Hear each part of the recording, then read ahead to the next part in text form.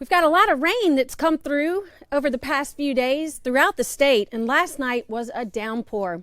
And that brought to mind those of us who have automatic timers that we use for our irrigation for our gardens and landscapes. Did you know that a majority of these timers have a rain delay? A lot of times, and I'm guilty of it too, I forget to use that rain delay function. So today I just wanted to talk about that. For those of you who don't have timers, these are great tools. You can pick them up at big box stores, hardware stores, and your local nurseries.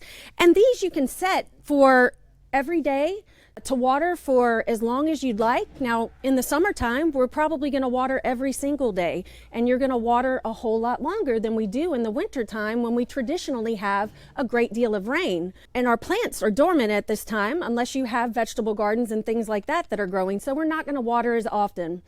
Point being, you can set this timer to delay. So let's discuss the delay function. This timer has previously been set for 10 minutes every day to water at 6:45 in the morning. Now that's a perfect time to water. We want to water early in the morning or late in the evening.